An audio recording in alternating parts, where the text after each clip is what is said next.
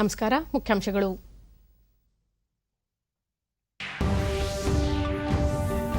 ವಿಶ್ವ ಬ್ಯಾಂಕ್ ನೆರವಿನ ಬೋಧನೆ ಕಲಿಕೆ ಬಲಪಡಿಸುವ ಸ್ಟಾರ್ಸ್ ಯೋಜನೆಗೆ ಕೇಂದ್ರ ಸಚಿವ ಸಂಪುಟ ಒಪ್ಪಿಗೆ.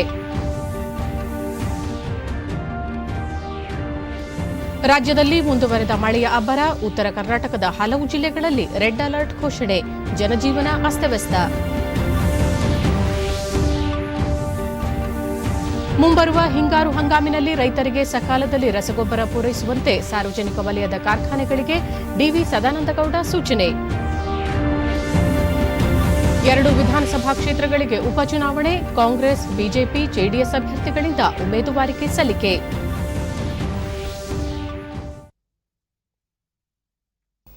ವಾರ್ತೆಗಳ ವಿವರ. ವಿಶ್ವ ಬ್ಯಾಂಕ್ ನೆರವಿನ ಬೋಧನೆ ಕಲಿಕೆ ಬಲಪಡಿಸುವ ಮತ್ತು ಶಿಕ್ಷಣದ ಉತ್ತಮ ಫಲಿತಾಂಶಕ್ಕೆ ರಾಜ್ಯಗಳನ್ನು ಬೆಂಬಲಿಸುವ ಸ್ಟಾರ್ಸ್ ಯೋಜನೆಗೆ ಕೇಂದ್ರ ಸಚಿವ ಸಂಪುಟ ಒಪ್ಪಿಗೆ ನೀಡಿದೆ. ವಾರ್ತಾ ಮತ್ತು ಪ್ರಸಾರ ಖಾತೆ ಸಚಿವ ಪ್ರಕಾಶ್ ಜಾವಡೇಕರ್ ದೆಹಲಿಯಲ್ಲಿಂದು ಸಚಿವ ಸಂಪುಟ ಸಭೆಯ ವಿವರ ನೀಡಿ, ಈ ಯೋಜನೆ ಹಿಮಾಚಲ ಪ್ರದೇಶ, ಕೇರಳ, ಮಧ್ಯಪ್ರದೇಶ, ಮಹಾರಾಷ್ಟ್ರ, ಒಡಿಶಾ ಮತ್ತು ರಾಜಸ್ಥಾನದಲ್ಲಿ ಸಮಗ್ರ ಶಿಕ್ಷಣ ಮೂಲಕ ಜಾರಿಯಾಗಲಿದೆ. ಶಾಲಾ ಶಿಕ್ಷಣದಲ್ಲಿ ಗುಣಮಟ್ಟ ಮತ್ತು ಆಡಳಿತ ಸುಧಾರಣೆಗೆ ಈ ಯೋಜನೆ ನೆರವಾಗಲಿದೆ.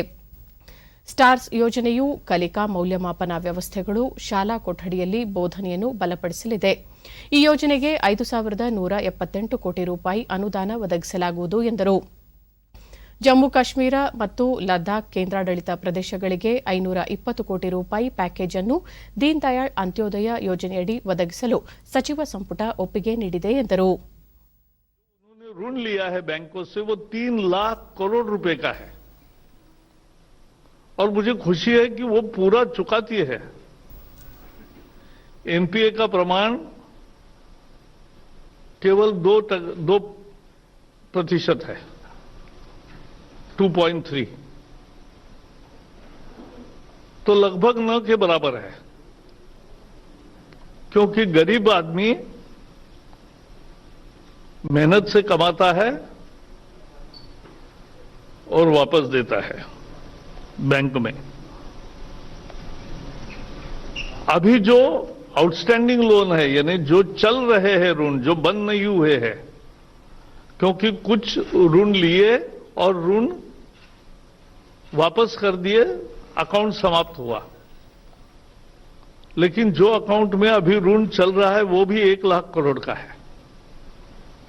यह बहुत महत्वपूर्ण है और भारत सरकार की कल्पना है, मोदी सरकार की कल्पना है कि 10 करोड़ परिवारों तक, 10 करोड़ महिलाओं तक ये योजना पहुंचे. आज इसी दिशा में जम्मू कश्मीर और लद्दाख में, जहां बहुत कम महिलाओं का रजिस्ट्रेशन पहले होता था, वहां 10 लाख महिला, 2/3 ग्रामीण परिवार उससे जुड़ जाएंगे और उसके लिए विशेष पैकेज दिया है. इसका पूरे जम्मू कश्मीर और लद्दाख में स्वागत होगा, ये मुझे पूरा विश्वास है. ರಾಜ್ಯದ ವಿವಿಧ ಭಾಗಗಳಲ್ಲಿ ಕಳೆದ 2 ದಿನಗಳಿಂದ ಸುರಿಯುತ್ತಿರುವ ಭಾರೀ ಮಳೆಗೆ ಜನಜೀವನ ಅಸ್ತವ್ಯಸ್ತಗೊಂಡಿದೆ. ಬಂಗಾಳಕೊಲ್ಲಿಯಲ್ಲಿ ವಾಯುಭಾರ ಕುಸಿತದ ಪರಿಣಾಮದಿಂದಾಗಿ ರಾಜ್ಯದ ಒಳನಾಡಿನಲ್ಲಿ ಗುಡುಗು ಸಹಿತ ಧಾರಾಕಾರ ಮಳೆಯಾಗುತ್ತಿದೆ. ಬೀದರ್, ಯಾದಗಿರಿ, ವಿಜಯಪುರ, ರಾಯಚೂರು, ಕಲಬುರಗಿ, ಹಾವೇರಿ, ಗದಗ ಮತ್ತು ಬಾಗಲಕೋಟೆ ಜಿಲ್ಲೆಗಳಲ್ಲಿ ಇಂದು ಮತ್ತು ನಾಳೆ ರೆಡ್ ಅಲರ್ಟ್ ಘೋಷಿಸಲಾಗಿದೆ.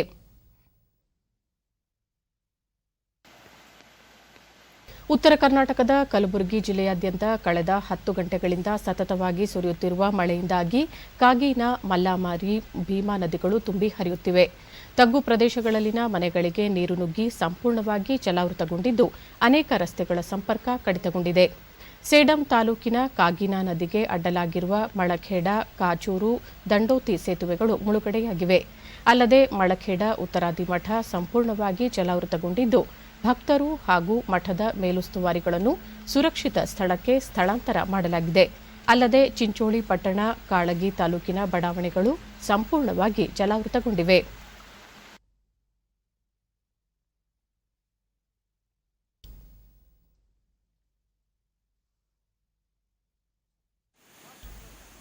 ಧಾರವಾಡ ಜಿಲ್ಲೆಯಲ್ಲೂ ಕಳೆದೆರಡು ದಿನಗಳಿಂದ ಸುರಿಯುತ್ತಿರುವ ಧಾರಾಕಾರ ಮಳೆಯಿಂದಾಗಿ ನವಲಗುಂದ ತಾಲೂಕಿನ ಬ್ಯಾಲ್ಯಾಳ ಗ್ರಾಮದ 10ಕ್ಕೂ ಹೆಚ್ಚು ಮನೆಗಳು ಸಂಪೂರ್ಣವಾಗಿ ಕುಸಿದಿವೆ.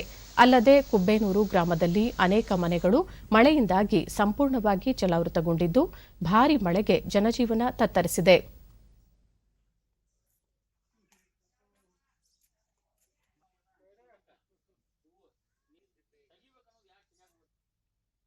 ವಿಜಯಪುರ ಜಿಲ್ಲೆಯಲ್ಲಿ ಸತತವಾಗಿ ಮಳೆ ಸುರಿಯುತ್ತಿರುವ ಕಾರಣ ಸಾಮಾನ್ಯ ಜನಜೀವನ ಅಸ್ತವ್ಯಸ್ತಗೊಂಡಿದೆ. ನಿನ್ನೆ ರಾತ್ರಿ ಇಡೀ ಸುರಿದ ಭಾರೀ ಮಳೆಗೆ ಡೋಣಿ ನದಿ ಅಪಾಯದ ಮಟ್ಟ ಮೀರಿ ಹರಿಯುತ್ತಿದ್ದು ಸಾವಿರಾರು ಎಕರೆ ಜಮೀನಿಗೆ ನೀರು ಸುತ್ತುವರೆದಿದೆ. ಮುಂದಿನ 2 ದಿನಗಳ ಕಾಲ ಭಾರೀ ಮಳೆಯಾಗುವ ಸಾಧ್ಯತೆ ಇರುವ ಹಿನ್ನೆಲೆಯಲ್ಲಿ ವಿಜಯಪುರ ಜಿಲ್ಲೆಯಲ್ಲಿ ರೆಡ್ ಅಲರ್ಟ್ ಘೋಷಿಸಲಾಗಿದೆ.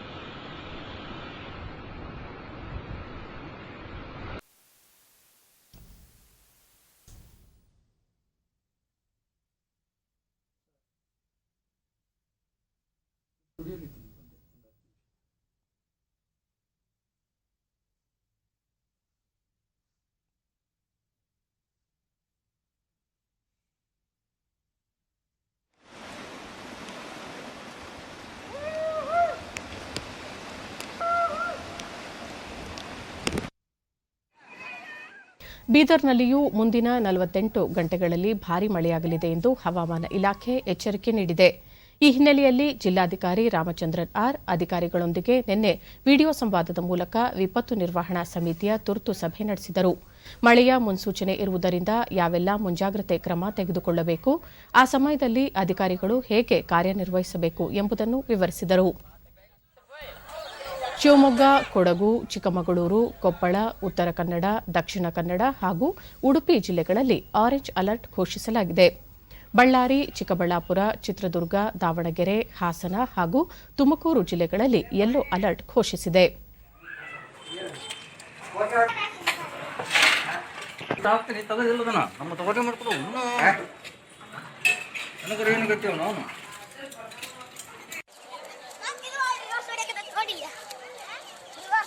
ರಿವರ್ಸ್ ಹೊಡಿತೈತೆ ಅದು.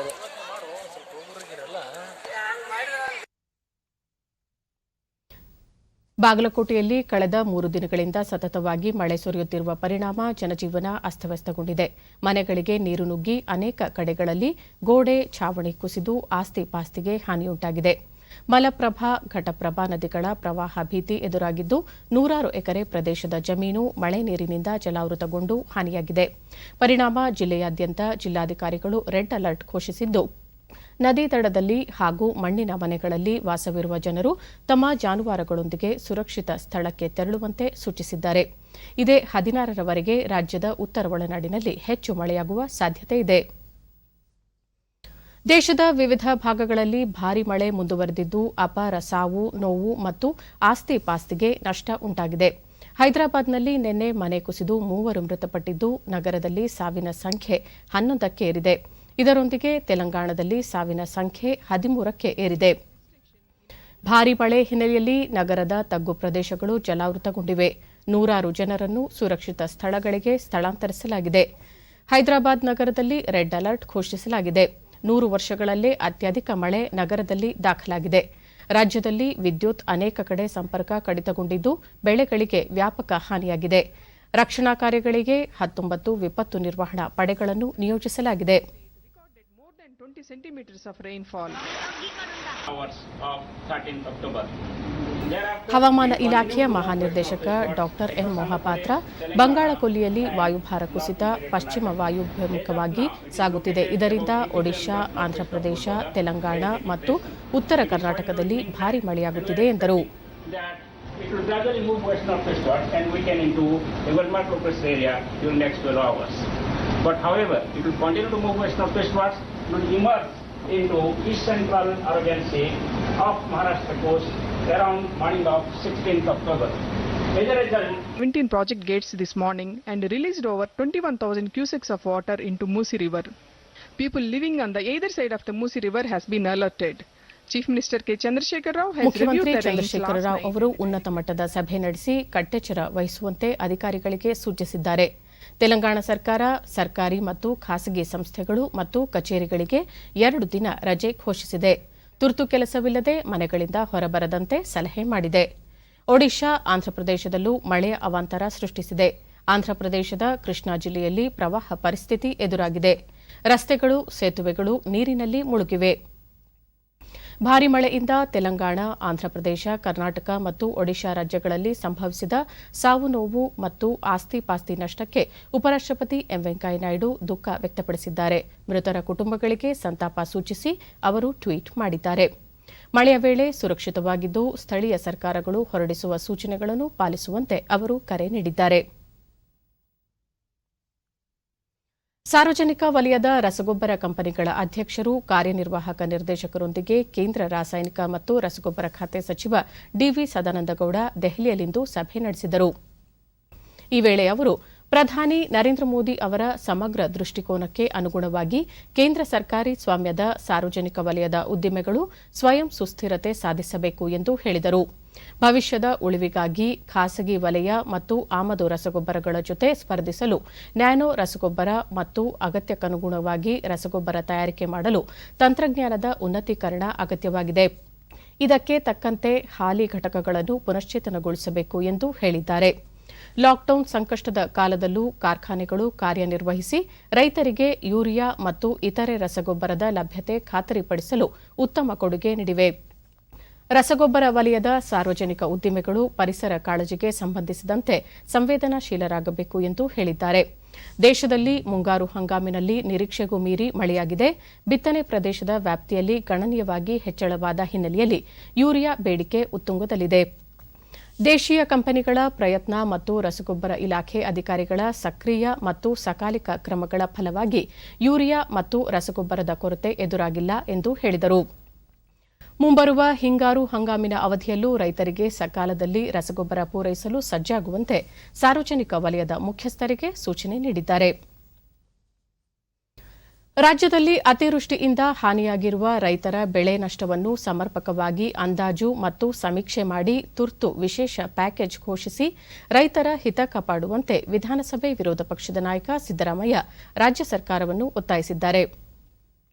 ಈ ಸಂಬಂಧ ಮುಖ್ಯಮಂತ್ರಿ ಬಿಎಸ್ ಯಡಿಯೂರಪ್ಪ ಅವರಿಗೆ ಪತ್ರ ಬರೆದಿರುವ ಅವರು, ಕಳೆದ ವರ್ಷದ ಮಹಾಮಳೆಯ ಕಹಿ ನೆನಪುಗಳು ಮರೆಯುವ ಮೊದಲೇ ಈ ವರ್ಷ ಆಗಸ್ಟ್ ತಿಂಗಳಿನಿಂದ ರಾಜ್ಯದ ಉದ್ದಗಲಕ್ಕೂ ಅತಿವೃಷ್ಟಿಯಾಗಿದೆ. ಕಲ್ಯಾಣ ಕರ್ನಾಟಕದಲ್ಲಂತೂ ಕಳೆದ 50 ವರ್ಷಗಳಲ್ಲಿ ಬೀಳದ ಮಳೆ ಸುರಿದಿದೆ. ಹೀಗಾಗಿ ಕೂಡಲೇ ಖರೀದಿ ಕೇಂದ್ರಗಳನ್ನು ತೆರೆದು ಕನಿಷ್ಠ ಬೆಂಬಲ ಬೆಲೆ ನಿಗದಿ ಮಾಡಿರುವ ಮೊತ್ತಕ್ಕಾದರೂ ರೈತರು ಬೆಳೆದ ಉತ್ಪನ್ನಗಳನ್ನು ಖರೀದಿ ಮಾಡಬೇಕು ಎಂದು ಒತ್ತಾಯಿಸಿದ್ದಾರೆ. ಅಕ್ಟೋಬರ್, ನವೆಂಬರ್ ತಿಂಗಳಿನಲ್ಲಿ ಅಗತ್ಯಕ್ಕಿಂತ ಹೆಚ್ಚು ಮಳೆಯಾದರೆ ರೈತರ ಪಾಲಿಗೆ ಕೈಗೆ ಬಂದ ತುತ್ತು ಬಾಯಿಗೆ ಬರದಂತೆ ಆಗುತ್ತದೆ. ಬೆಳೆಗಳು ಹೊಲದಲ್ಲೇ ಕೊಳೆತು ಹೋಗುತ್ತಿವೆ. ಈ ಹಿನ್ನೆಲೆಯಲ್ಲಿ ಶೀಘ್ರ ರೈತರ ನೆರವಿಗೆ ಧಾವಿಸಿ ಎಂದು ಅವರು ಪತ್ರದಲ್ಲಿ ಮನವಿ ಮಾಡಿದ್ದಾರೆ. ಕಲ್ಯಾಣ ಕರ್ನಾಟಕದ ಜಿಲ್ಲೆಗಳಲ್ಲಿ ತೊಗರಿ ಹೂವು ಕಟ್ಟುವ ಸಮಯವಿದ್ದು, ಆಗಸ್ಟ್ ತಿಂಗಳಲ್ಲಿ ಬಿದ್ದ ಮಳೆಯಿಂದಾಗಿ ಕಲಬುರಗಿ ಜಿಲ್ಲೆಯಲ್ಲಿ ಬಿದ್ದ ಮಳೆಯಿಂದಾಗಿ ಸುಮಾರು 2 ಲಕ್ಷ ಹೆಕ್ಟೇರ್ ತೊಗರಿ ಹಾಳಾಗಿದೆ ಎಂದು ಸರ್ಕಾರವೇ ಅಂದಾಜು ಮಾಡಿದೆ. ವಾಡಿಕೆಗಿಂತ ಸುಮಾರು 250 ಮಿಲಿಮೀಟರ್ಗೂ ಹೆಚ್ಚು ಈ ವರ್ಷ ಕಲಬುರಗಿಯಲ್ಲಿ ಸುರಿದಿದೆ. ಇದೇ ಪರಿಸ್ಥಿತಿ ರಾಜ್ಯದ ಹಲವು ಜಿಲ್ಲೆಗಳಲ್ಲೂ ಇದೆ. ಉತ್ತರ ಕರ್ನಾಟಕದ ಸ್ಥಿತಿ ಈ ರೀತಿಯಾದರೆ ದಕ್ಷಿಣ ಕರ್ನಾಟಕದ ಕಥೆಯೂ ಇದಕ್ಕಿಂತ ಭಿನ್ನವಾಗಿಲ್ಲ. ರಾಗಿ, ಹಲಸಂದೆ, ಜೋಳ, ಶೇಂಗಾ ಮುಂತಾದ ಬೆಳೆಗಳು ನೆಲ ಕಚ್ಚಿ ಕೊಳೆತು ಹೋಗತೊಡಗಿದೆ. ಕರಾವಳಿ ಮತ್ತು ಮಲೆನಾಡು ಭಾಗದಲ್ಲೂ ವಿವಿಧ ಬೆಳೆಗಳು ಹಾನಿಯಾಗಿದ್ದು, ಸಮಗ್ರ ಪ್ಯಾಕೇಜ್ ಪ್ರಕಟಿಸುವಂತೆ ಸರ್ಕಾರವನ್ನು ಆಗ್ರಹಿಸಿದ್ದಾರೆ. ಮುಂಬರುವ ರಾಜರಾಜೇಶ್ವರಿ ನಗರ ವಿಧಾನಸಭಾ ಕ್ಷೇತ್ರದ ಉಪಚುನಾವಣೆ ಹಿನ್ನೆಲೆಯಲ್ಲಿ ಮುಖ್ಯಮಂತ್ರಿ ಬಿಎಸ್ ಯಡಿಯೂರಪ್ಪ ಬೆಂಗಳೂರಿನಲ್ಲಿಂದು ಬಿಜೆಪಿ ನಗರ ಕಾರ್ಯಾಲಯದಲ್ಲಿ ಪಕ್ಷದ ಮುಖಂಡರೊಂದಿಗೆ ಸಭೆ ನಡೆಸಿದರು. ಪಕ್ಷದ ರಾಜ್ಯಾಧ್ಯಕ್ಷ ನಳಿನ್ ಕುಮಾರ್ ಕಟೀಲ್, ಸಚಿವರಾದ ಆರ್ ಅಶೋಕ, ಕೋಟಾ ಶ್ರೀನಿವಾಸ ಪೂಜಾರಿ, ಡಾ ಕೆ ಸುಧಾಕರ್, ಎಸ್ಟಿ ಸೋಮಶೇಖರ್, ಬೈರತಿ ಬಸವರಾಜ್ ಹಾಗೂ ರಾಜರಾಜೇಶ್ವರಿ ನಗರ ವಿಧಾನಸಭಾ ಕ್ಷೇತ್ರದ ಬಿಜೆಪಿ ಅಭ್ಯರ್ಥಿ ಮುನಿರತ್ನ ಮತ್ತು ಇನ್ನಿತರೆ ಮುಖಂಡರು ಉಪಸ್ಥಿತರಿದ್ದರು.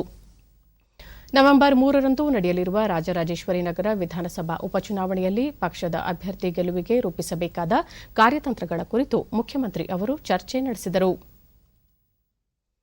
ರಾಜ್ಯ ವಿಧಾನಸಭೆಯ 2 ಕ್ಷೇತ್ರಗಳಿಗೆ ಮುಂದಿನ ತಿಂಗಳ 3ರಂದು ನಡೆಯಲಿರುವ ಉಪಚುನಾವಣೆಗೆ ನಾಮಪತ್ರ ಸಲ್ಲಿಸಲು ನಾಡಿದ್ದು ಶುಕ್ರವಾರ ಕಡೆಯ ದಿನವಾಗಿದೆ. ಈ ಹಿನ್ನೆಲೆಯಲ್ಲಿ ಬೆಂಗಳೂರಿನ ರಾಜರಾಜೇಶ್ವರಿ ನಗರ ವಿಧಾನಸಭಾ ಕ್ಷೇತ್ರದ ಕಾಂಗ್ರೆಸ್ ಅಭ್ಯರ್ಥಿಯಾಗಿ ಕುಸುಮಾ ತಮ್ಮ ಉಮೇದುವಾರಿಕೆಯನ್ನು ಚುನಾವಣಾಧಿಕಾರಿಗೆ ಸಲ್ಲಿಸಿದರು. ಕೆಪಿಸಿಸಿ ಅಧ್ಯಕ್ಷ ಡಿಕೆ ಶಿವಕುಮಾರ್, ವಿಧಾನಸಭೆ ವಿರೋಧ ಪಕ್ಷದ ನಾಯಕ ಸಿದ್ದರಾಮಯ್ಯ ಉಪಸ್ಥಿತರಿದ್ದರು.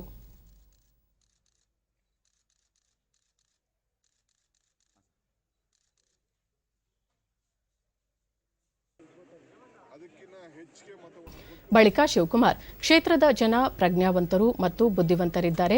ಈ ಹಿಂದೆ 2 ಬಾರಿ ಕಾಂಗ್ರೆಸ್ ಅಭ್ಯರ್ಥಿಯನ್ನು ಗೆಲ್ಲಿಸಿದ್ದು, ಈ ಬಾರಿಯೂ ಕಾಂಗ್ರೆಸ್ ಅಭ್ಯರ್ಥಿ ಹೆಚ್ಚಿನ ಮತಗಳಿಂದ ಗೆಲ್ಲಲಿದ್ದಾರೆ ಎಂದು ವಿಶ್ವಾಸ ವ್ಯಕ್ತಪಡಿಸಿದರು. 2 ಬಾರಿ ಸತತವಾಗಿ ಕಾಂಗ್ರೆಸ್ ಅಭ್ಯರ್ಥಿಯನ್ನು ಆಯ್ಕೆ ಮಾಡಿದ್ದಾರೆ. ನಮ್ಮ ಅಭ್ಯರ್ಥಿಯನ್ನ ಆಯ್ಕೆ ಮಾಡ್ತಾರೆ ಅನ್ನೋ ವಿಶ್ವಾಸ ನಮಗಿದೆ. ಇದೇ ಕ್ಷೇತ್ರದ ಬಿಜೆಪಿ ಅಭ್ಯರ್ಥಿಯಾಗಿ ಮುನಿರತ್ನ ನಾಮಪತ್ರ ಸಲ್ಲಿಸಿದರು. ಈ ವೇಳೆ ಪಕ್ಷದ ಮುಖಂಡರಾದ ಡಾ ಸಿಎನ್ ಅಶ್ವತ್ಥನಾರಾಯಣ, ಆರ್ ಅಶೋಕ ಹಾಜರಿದ್ದರು. ಜೆಡಿಎಸ್ ಅಭ್ಯರ್ಥಿಯಾಗಿ ಕೃಷ್ಣಮೂರ್ತಿ ಉಮೇದುವಾರಿಕೆ ಸಲ್ಲಿಸಿದರು. ಜೆಡಿಎಸ್ ಹಿರಿಯ ನಾಯಕ ಎಚ್ಡಿ ಕುಮಾರಸ್ವಾಮಿ, ಪಕ್ಷದ ಮುಖಂಡ ಪ್ರಕಾಶ್ ಉಪಸ್ಥಿತರಿದ್ದರು. ಈ ವೇಳೆ ಕುಮಾರಸ್ವಾಮಿ, ಚನ್ನಪಟ್ಟಣ ರಾಮನಗರ ಕ್ಷೇತ್ರದ ಅಭಿವೃದ್ಧಿಗಾಗಿ ಹೆಚ್ಚಿನ ಅನುದಾನವನ್ನು ಸರ್ಕಾರದಿಂದ ಬಿಡುಗಡೆ ಮಾಡಿಸಲಾಗಿದೆ. ಕೋವಿಡ್-19 ಸಂದರ್ಭದಲ್ಲಿ ಯಾವುದೇ ಸಮಸ್ಯೆಯಾಗದಂತೆ ಎಚ್ಚರಿಕೆ ವಹಿಸಲಾಗಿದೆ ಎಂದರು. ಇವಾಗ ಬರ್ಲಿಕ್ಕೆ ಪ್ರಾಬ್ಲಮ್ ಈ ಕೋವಿಡ್ನ ಹಿಂಸೆ, ಅದರಿಂದ ತೊಂದರೆ ಆಗಿದೆ. ಅದು ಹೊರತುಪಡಿಸಿ ಇಲ್ಲಿ ಕ್ಷೇತ್ರದಲ್ಲಿ ಅಸಡ್ಡೆ ಹೊಂದತಕ್ಕಂಥ ಪ್ರಶ್ನೆ ಇಲ್ಲ. ಏನಾದರೂ ಸಮಸ್ಯೆ ಇದ್ದರೆ ನನ್ನ ಗಮನಕ್ಕೆ ಬಂದ ತಕ್ಷಣ ಪರಿಹರಿಸಲಿಕ್ಕೆ ಪ್ರಯತ್ನ ಪಡ್ತೀನಿ. ತುಮಕೂರು ಜಿಲ್ಲೆಯ ಶಿರಾ ವಿಧಾನಸಭಾ ಕ್ಷೇತ್ರದ ಉಪಚುನಾವಣೆಗೆ ಬಿಜೆಪಿ ಅಭ್ಯರ್ಥಿಯಾಗಿ ಡಾ ರಾಜೇಶ್ ಗೌಡ ಅವರು ಇಂದು ಬೆಳಗ್ಗೆ ಶಿರಾದಲ್ಲಿ ಚುನಾವಣಾಧಿಕಾರಿಗೆ ಉಮೇದುವಾರಿಕೆಯನ್ನು ಸಲ್ಲಿಸಿದರು. ಬಿಜೆಪಿ ಹಿರಿಯ ನಾಯಕ ಗೋವಿಂದ ಕಾರಜೋಳ, ಶಿರಾ ನಗರ ಬಿಜೆಪಿ ಅಧ್ಯಕ್ಷ ವಿಜಯರಾಜ್ ಉಪಸ್ಥಿತರಿದ್ದರು.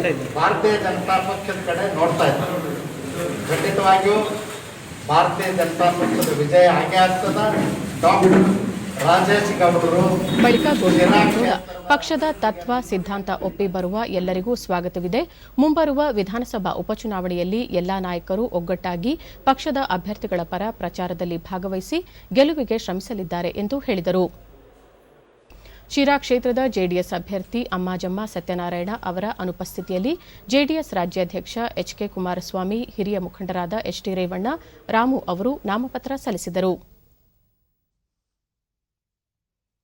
ಬಿಹಾರದಲ್ಲಿ ಮೊದಲ ಹಂತದ ವಿಧಾನಸಭಾ ಚುನಾವಣೆಗೆ ಪ್ರಚಾರ ಕಾವೇರುತ್ತಿದೆ. ಪ್ರಮುಖ ರಾಜಕೀಯ ಪಕ್ಷಗಳು ಮತದಾರರನ್ನು ಸೆಳೆಯಲು ಚುನಾವಣಾ ಪ್ರಚಾರ ಸಭೆಗಳನ್ನು ನಡೆಸುತ್ತಿವೆ.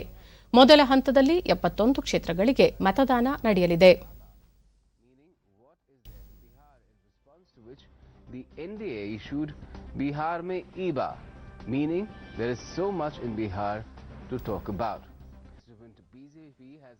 ಬಿಹಾರ ಮುಖ್ಯಮಂತ್ರಿ ಹಾಗೂ ಜೆಡಿಯು ನಾಯಕ ನಿತೀಶ್ ಕುಮಾರ್ ಇಂದು ಬಂಕಾ, ಬಾಗಲ್ಪುರ್, ಪಾಟ್ನಾ ಮತ್ತು ಮುಂಗೇರ್ನಲ್ಲಿ ಚುನಾವಣಾ ಪ್ರಚಾರ ಸಭೆ ನಡೆಸಿದರು. ಬಿಜೆಪಿ ಅಧ್ಯಕ್ಷ ಜೆಪಿ ನಡ್ಡಾ ನಾಳೆ ರೋಹ್ತಾಸ್ ಮತ್ತು ಔರಂಗಾಬಾದ್ನಲ್ಲಿ ಚುನಾವಣಾ ಪ್ರಚಾರ ಸಭೆಗಳನ್ನುದ್ದೇಶಿಸಿ ಮಾತನಾಡಲಿದ್ದಾರೆ. ಮುಂಗೇರ್ನಲ್ಲಿ ನಡೆದ ಸಭೆಯಲ್ಲಿ ನಿತೀಶ್ ಕುಮಾರ್ ಮಾತನಾಡಿ, ಕೇಂದ್ರ ಹಾಗೂ ರಾಜ್ಯದಲ್ಲಿ ಎನ್ಡಿಎ ಸರ್ಕಾರ ಅಧಿಕಾರದಲ್ಲಿರುವುದರಿಂದ ರಾಜ್ಯ ಪ್ರಗತಿಯತ್ತ ಸಾಗುತ್ತಿದೆ. 2 ಸರ್ಕಾರಗಳು ಸಮನ್ವಯತೆಯಿಂದ ಕೆಲಸ ಮಾಡುತ್ತಿರುವುದರಿಂದ ಅನೇಕ ಅಭಿವೃದ್ಧಿ ಯೋಜನೆಗಳು ಯಶಸ್ವಿಯಾಗಿ ಕಾರ್ಯಗತಗೊಳ್ಳುತ್ತಿವೆ. ಮುಂದಿನ ದಿನಗಳಲ್ಲಿ ರಾಜ್ಯದ ಅಭಿವೃದ್ಧಿ ಮತ್ತು ಸವಾಲುಗಳನ್ನು ಸಮರ್ಥವಾಗಿ ಎದುರಿಸಲು ಮತದಾರರು ಎನ್ಡಿಎ ಸರ್ಕಾರಕ್ಕೆ ಮತ್ತೊಮ್ಮೆ ಅವಕಾಶ ನೀಡಬೇಕು ಎಂದು ಮನವಿ ಮಾಡಿದರು.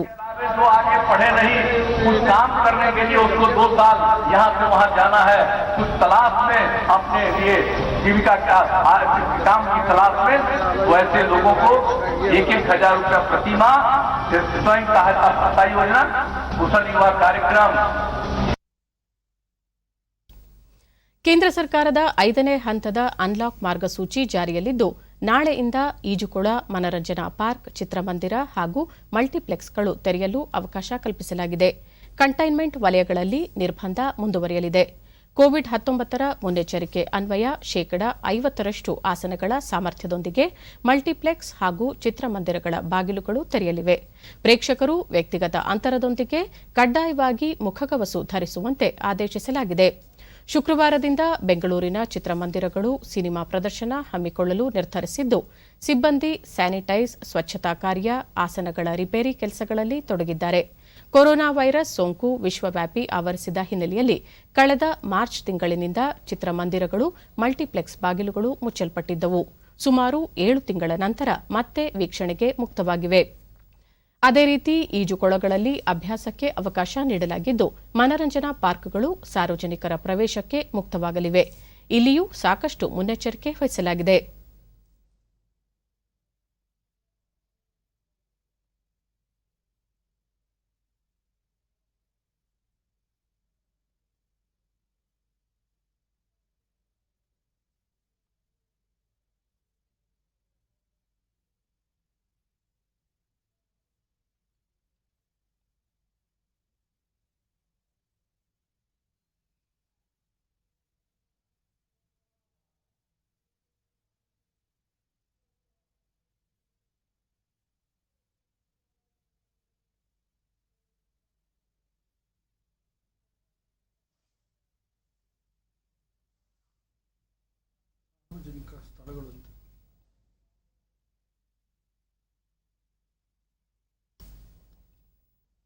ಡಿಡಿ ನ್ಯೂಸ್ನೊಂದಿಗೆ ಸಂತೋಷ್ ಚಿತ್ರಮಂದಿರದ ಮ್ಯಾನೇಜರ್ ಮಂಜುನಾಥ್, ಲಾಕ್ಡೌನ್ನಿಂದಾಗಿ ಕಳೆದ ಹಲವು ತಿಂಗಳಿನಿಂದ ಚಿತ್ರಮಂದಿರಗಳಲ್ಲಿ ಚಿತ್ರ ಪ್ರದರ್ಶನ ಸ್ಥಗಿತಗೊಳಿಸಲಾಗಿತ್ತು.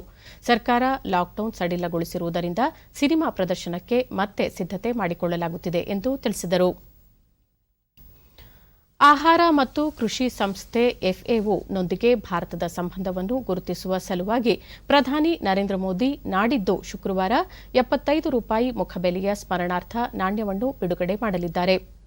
ವಿಶ್ವಸಂಸ್ಥೆಯ ಮಹತ್ವದ ಸಂಸ್ಥೆಯಾದ ಎಫ್ಎಒ ಹಸಿವಿನ ವಿರುದ್ಧ ಹೋರಾಟ ಮತ್ತು ಕೃಷಿ ಉತ್ಪಾದನೆ ಹೆಚ್ಚಳಕ್ಕೆ ದಶಕಗಳಿಂದ ಶ್ರಮಿಸುತ್ತಿದೆ. ಎಫ್ಎಒ ಸ್ಥಾಪನಾ ದಿನದ ಅಂಗವಾಗಿ ಭಾರತ ನಾಣ್ಯ ಬಿಡುಗಡೆ ಮೂಲಕ ಗೌರವ ಸಲ್ಲಿಸುತ್ತಿದೆ. ಇದೇ ಸಂದರ್ಭದಲ್ಲಿ ಪ್ರಧಾನಿ ಅವರು ಇತ್ತೀಚೆಗೆ ಸಂಶೋಧಿಸಲಾಗಿರುವ 8 ಬೆಳೆಗಳ 17 ತಳಿಗಳನ್ನು ರಾಷ್ಟಕ್ಕೆ ಸಮರ್ಪಿಸಲಿದ್ದಾರೆ.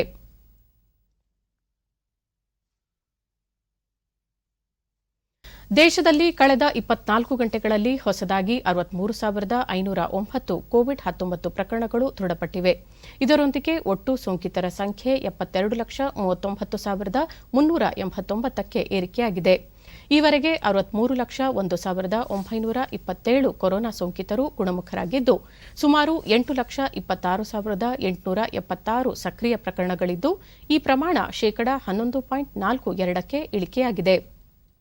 ಕೊರೋನಾ ಸೋಂಕಿನಿಂದ ಗುಣಮುಖರಾದವರ ಸಂಖ್ಯೆಯಲ್ಲಿ ಭಾರತ ಸುಧಾರಣೆಯತ್ತ ಸಾಗಿದ್ದು, ಚೇತರಿಕೆಯ ಪ್ರಮಾಣ ಶೇಕಡಾ 87.5ರಷ್ಟಿದೆ. ಒಟ್ಟು 1,10,586 ಮಂದಿ ಮೃತಪಟ್ಟಿದ್ದಾರೆ. ಮರಣ ದರ ಶೇಕಡಾ 1.53ರಷ್ಟಿದೆ ಎಂದು ಕೇಂದ್ರ ಆರೋಗ್ಯ ಮತ್ತು ಕುಟುಂಬ ಕಲ್ಯಾಣ ಸಚಿವಾಲಯ ತಿಳಿಸಿದೆ. ಕೋವಿಡ್-19 ಜಾಗೃತಿಗಾಗಿ ಬೆಂಗಳೂರಿನಲ್ಲಿಂದು ಆಯೋಜಿಸಲಾದ ಸುರಕ್ಷಿತವಾಗಿರಿ ಹಾಗೂ ಇತರರನ್ನು ಸುರಕ್ಷಿತವಾಗಿರಿಸಿ ಕಾರ್ಯಕ್ರಮಕ್ಕೆ ರಾಜ್ಯ ಉಚ್ಚ ನ್ಯಾಯಾಲಯದ ಮುಖ್ಯ ನ್ಯಾಯಮೂರ್ತಿ ಅಭಯ್ ಶ್ರೀನಿವಾಸ ಓಕಾ ಅವರು ಚಾಲನೆ ನೀಡಿದರು. ನ್ಯಾಯಾಲಯದ ಆವರಣದಲ್ಲಿ ಹಮ್ಮಿಕೊಂಡಿದ್ದ ಕಾರ್ಯಕ್ರಮದಲ್ಲಿ ಪ್ರತಿಜ್ಞಾ ವಿಧಿ ಬೋಧಿಸಿದ ನಂತರ ಅವರು ಸಾರ್ವಜನಿಕರ ಜಾಗೃತಿಗಾಗಿ ವಾರ್ತಾ ಮತ್ತು ಸಾರ್ವಜನಿಕ ಸಂಪರ್ಕ ಇಲಾಖೆ ವಿಶೇಷವಾಗಿ ನಿರ್ಮಿಸಿದ್ದ ಕೋವಿಡ್ ಜಾಗೃತಿ ಸಂದೇಶಗಳನ್ನು ಒಳಗೊಂಡ ಎಲ್ಇಡಿ ವಾಲ್ ಹೊಂದಿರುವ ವಾಹನಕ್ಕೆ ಚಾಲನೆ ನೀಡಿದರು. ರಾಜ್ಯ ಉಚ್ಚ ನ್ಯಾಯಾಲಯದ ನ್ಯಾಯಮೂರ್ತಿಗಳಾದ Arvind Kumar, Alok Aradhe, B V Nagarathna, Sujatha, B Veerappa, G Narendra ಹಾಗೂ ವಾರ್ತಾ ಮತ್ತು ಸಾರ್ವಜನಿಕ ಸಂಪರ್ಕ ಇಲಾಖೆಯ ಆಯುಕ್ತ ಡಾ ಪಿಎಸ್ ಹರ್ಷ ಮತ್ತಿತರರು ಉಪಸ್ಥಿತರಿದ್ದರು. ಕೋವಿಡ್-19 ಜಾಗೃತಿ ಸಂದೇಶಗಳನ್ನು ಒಳಗೊಂಡ ಭಿತ್ತಿಪತ್ರ ಹಾಗೂ ಸಂದೇಶಗಳೊಂದಿಗೆ ಹಲವಾರು ವಿಶೇಷ ವಾಹನಗಳೊಂದಿಗೆ ನಗರದ ಸಿವಿಲ್ ಕೋರ್ಟ್ ಆವರಣದವರೆಗೆ ನಡೆದ ಮೆರವಣಿಗೆಯಲ್ಲಿ ಅನೇಕ ಪ್ರಮುಖರು ಭಾಗವಹಿಸಿದ್ದರು. ಈ ವಾಹನ ಜಾಥಾ ರಾಜ್ಯ ಉಚ್ಚ ನ್ಯಾಯಾಲಯದಿಂದ ಆರಂಭಗೊಂಡಿದ್ದು, ನಗರದ ಪ್ರಮುಖ ಸ್ಥಳಗಳ ಮೂಲಕ ಹಾದು ರಾತ್ರಿ 8:30ಕ್ಕೆ ಬನಶಂಕರಿಯಲ್ಲಿ ಸಮಾರೋಪಗೊಳ್ಳಲಿದೆ. ಬೆಂಗಳೂರಿನಲ್ಲಿ ಕೊರೋನಾ ಸೋಂಕು ಹೆಚ್ಚುತ್ತಿರುವ ಹಿನ್ನೆಲೆಯಲ್ಲಿ ರಾಜ್ಯ ಸರ್ಕಾರ ಸಾರ್ವಜನಿಕ ಸ್ಥಳಗಳಲ್ಲಿ ಮುಖಗವಸು ಕಡ್ಡಾಯವಾಗಿ ಧರಿಸುವ ಜಾಗೃತಿ ಹಮ್ಮಿಕೊಂಡಿದೆ. ಬಸ್ ನಿಲ್ದಾಣ, ರಸ್ತೆ ಬದಿ, ಬಿಎಂಟಿಸಿ ಬಸ್ಗಳ ಮೇಲೆ ಕೊರೋನಾ ಜಾಗೃತಿ ಫಲಕ ಅಂಟಿಸಿ ಕೋವಿಡ್-19 ಬಗ್ಗೆ ಅರಿವು ಮೂಡಿಸಲಾಗುತ್ತಿದೆ. ಸಾರ್ವಜನಿಕ ಸ್ಥಳಗಳಲ್ಲಿ ಮುಖಗವಸು ಧರಿಸದ ಜನರಿಗೆ ಮಾರ್ಷಲ್ಗಳು ದಂಡ ವಿಧಿಸುವುದರ ಜೊತೆಗೆ ಮಾಸ್ಕ್ ವಿತರಣೆ ಕೆಲಸ ಮಾಡುತ್ತಿದ್ದಾರೆ.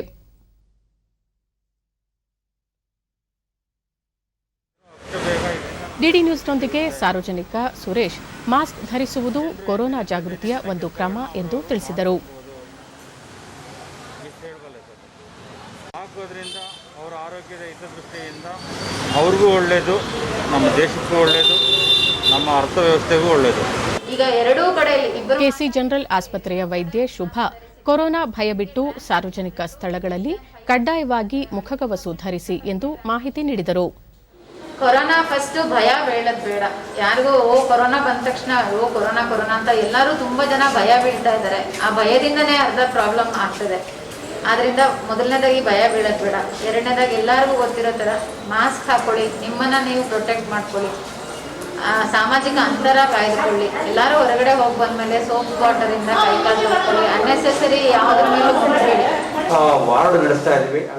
ವೈದ್ಯ ಲಕ್ಷ್ಮೀಪತಿ ಪ್ರತಿಯೊಬ್ಬರೂ ವ್ಯಕ್ತಿಗತ ಅಂತರ ಕಾಯ್ದುಕೊಳ್ಳುವುದರ ಜೊತೆಗೆ ಮುಖಗವಸು ಧರಿಸುವುದು ಕಡ್ಡಾಯ ಎಂದರು. ಈಗ ಈ ಪೇಷಂಟ್ಸ್ಗೆ ಎಲ್ಲ ಪೇಷಂಟ್ಗೂ ಬೆಡ್ ಹಾಸಿಗೆ ಒದಗಿಸೋದಕ್ಕೋಸ್ಕರವಾಗಿ ಈಗ BBMP ಅವರು ಒಂದು ಪದ್ಧತಿ ಮಾಡಿದ್ದಾರೆ. ಆ ಪದ್ಧತಿ ಪ್ರಕಾರವೇ BBMP ಅವರು ನಮಗೆ ಪೇಷಂಟ್ ಕಳಿಸ್ಕೊಡ್ತಾರೆ. ಆ ರೋಗಿಗಳು ನಮ್ಮಲ್ಲಿ ಬಂದಾಗ ಅವ್ರಿಗೆ ಯಾವ ಥರದ ರೋಗಿ ಮತ್ತು ಅವ್ರಿಗೆ ಯಾವ ಥರದ ಚಿಕಿತ್ಸೆ ಬೇಕು ಅನ್ನೋದು ನೋಡಿಕೊಂಡು ಅವ್ರಿಗೆ ಬೆಡ್ ಅಲಾಟ್ ಮಾಡ್ತೀವಿ. ಆರೋಗ್ಯ ಇಲಾಖೆ ಆಯುಕ್ತ ಪಂಕಜ್ ಕುಮಾರ್ ಪಾಂಡೆ ಕೊರೋನಾಗೆ ವ್ಯಾಕ್ಸಿನ್ ಎಂದರೆ ಅದು ಮುಖಗವಸು ಎಂದು ಸಲಹೆ ನೀಡಿದರು.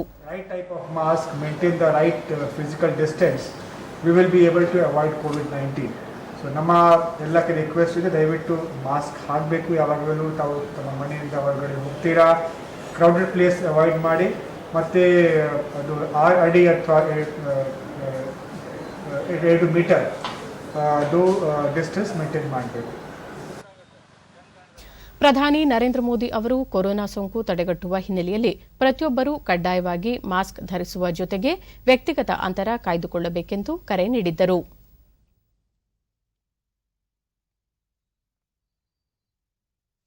ದೇಶದಲ್ಲಿ ಪಿಪಿಇ ಕಿಟ್ಗಳ ತಯಾರಿಕೆ ಉದ್ಯಮ $1 ಶತಕೋಟಿ ದಾಟಿದೆ ಎಂದು ಕೇಂದ್ರ ಜವಳಿ ಖಾತೆ ರಾಜ್ಯ ಸಚಿವೆ ಸ್ಮೃತಿ ಇರಾನಿ ಹೇಳಿದ್ದಾರೆ. ದೆಹಲಿಯಲ್ಲಿಂದು ವಿಡಿಯೋ ಕಾನ್ಫರೆನ್ಸ್ ಮೂಲಕ ಫಿಕ್ಕಿ ಆಯೋಜಿಸಿದ್ದ ಲೀಡ್ಸ್ 2020 ಕಾರ್ಯಕ್ರಮವನ್ನುದ್ದೇಶಿಸಿ ಮಾತನಾಡಿದ ಅವರು, ಪಿಪಿಇ ಕಿಟ್ ಉದ್ಯಮವೊಂದರಲ್ಲೇ ಸುಮಾರು 6 ಲಕ್ಷ ಮಹಿಳೆಯರು ತೊಡಗಿಸಿಕೊಂಡಿದ್ದಾರೆ. ಸರ್ಕಾರದ ಅನೇಕ ಯೋಜನೆಗಳು ಸಮಾಜದ ಮೇಲೆ ಸಕಾರಾತ್ಮಕ ಪರಿಣಾಮ ಬೀರುತ್ತಿವೆ. ಆಯುಷ್ಮಾನ್ ಭಾರತ್ ಯೋಜನೆಯಿಂದ 10 ಕೋಟಿ ಕುಟುಂಬಗಳಿಗೆ ಪ್ರಯೋಜನವಾಗಿದೆ. ಕೋವಿಡ್ ಸಮಯದಲ್ಲಿ ಅಂಗನವಾಡಿ ಆಶಾ ಕಾರ್ಯಕರ್ತೆಯರು ಸೇರಿದಂತೆ 25 ಲಕ್ಷಕ್ಕೂ ಹೆಚ್ಚು ಮಹಿಳೆಯರು ಸಾಂಕ್ರಾಮಿಕ ಸೋಂಕು ವಿರುದ್ಧ ಹೋರಾಟದಲ್ಲಿ ತೊಡಗಿದ್ದಾರೆ. ಮನೆ ಮನೆಗೆ ತೆರಳಿ ಜನರಿಗೆ ವೈದ್ಯಕೀಯ ನೆರವನ್ನು ಒದಗಿಸುತ್ತಿದ್ದಾರೆ ಎಂದರು. Medical support to every citizen in our country. As I conclude, I would like to reiterate that India and our partners in South Asia must reimagine regional economic cooperation and integration by taking leadership positions to create fresh South Asian value chains and tap deeply into Covid ಔಷಧಗಳ ಖರೀದಿ ಮತ್ತು ವಿತರಣೆ ಹಾಗೂ ಪರೀಕ್ಷೆಗಳು ಮತ್ತು ಚಿಕಿತ್ಸೆಗಳಿಗಾಗಿ ಅಭಿವೃದ್ಧಿಶೀಲ ರಾಷ್ಟ್ರಗಳಿಗೆ ವಿಶ್ವ ಬ್ಯಾಂಕ್ನ ಕಾರ್ಯನಿರ್ವಾಹಕ ನಿರ್ದೇಶಕರ ಮಂಡಳಿ $12 ಶತಕೋಟಿ ಆರ್ಥಿಕ ನೆರವಿಗೆ ಅನುಮೋದಿಸಿದೆ. ಅಭಿವೃದ್ಧಿಶೀಲ ರಾಷ್ಟ್ರಗಳಲ್ಲಿ 100 ಕೋಟಿ ಜನರಿಗೆ ಲಸಿಕೆ ಒದಗಿಸುವ ಗುರಿಯೊಂದಿಗೆ ಈ ನೆರವನ್ನು ನೀಡಲಾಗುತ್ತಿದೆ.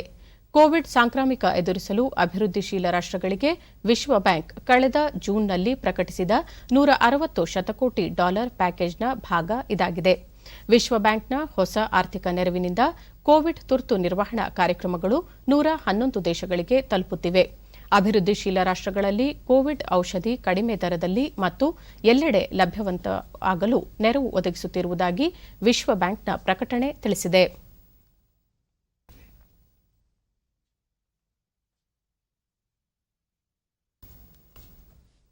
ಕೊನೆಯಲ್ಲಿ ಮತ್ತೊಮ್ಮೆ ಮುಖ್ಯಾಂಶಗಳು. ವಿಶ್ವ ಬ್ಯಾಂಕ್ ನೆರವಿನ ಬೋಧನೆ ಕಲಿಕೆ ಬಲಪಡಿಸುವ ಸ್ಟಾರ್ಸ್ ಯೋಜನೆಗೆ ಕೇಂದ್ರ ಸಚಿವ ಸಂಪುಟ ಒಪ್ಪಿಗೆ. ರಾಜ್ಯದಲ್ಲಿ ಮುಂದುವರೆದ ಮಳೆಯ ಅಬ್ಬರ, ಉತ್ತರ ಕರ್ನಾಟಕದ ಹಲವು ಜಿಲ್ಲೆಗಳಲ್ಲಿ ರೆಡ್ ಅಲರ್ಟ್ ಘೋಷಣೆ, ಜನಜೀವನ ಅಸ್ತವ್ಯಸ್ತ. ಮುಂಬರುವ ಹಿಂಗಾರು ಹಂಗಾಮಿನಲ್ಲಿ ರೈತರಿಗೆ ಸಕಾಲದಲ್ಲಿ ರಸಗೊಬ್ಬರ ಪೂರೈಸುವಂತೆ ಸಾರ್ವಜನಿಕ ವಲಯದ ಕಾರ್ಖಾನೆಗಳಿಗೆ ಡಿವಿ ಸದಾನಂದಗೌಡ ಸೂಚನೆ. 2 ವಿಧಾನಸಭಾ ಕ್ಷೇತ್ರಗಳಿಗೆ ಉಪಚುನಾವಣೆ, ಕಾಂಗ್ರೆಸ್, ಬಿಜೆಪಿ, ಜೆಡಿಎಸ್ ಅಭ್ಯರ್ಥಿಗಳಿಂದ ಉಮೇದುವಾರಿಕೆ ಸಲ್ಲಿಕೆ. ನಮ್ಮ ಮುಂದಿನ ವಾರ್ತಾ ಪ್ರಸಾರ ಸಂಜೆ 7 ಗಂಟೆಗೆ ಚಂದನದಲ್ಲಿ. ನಮಸ್ಕಾರ.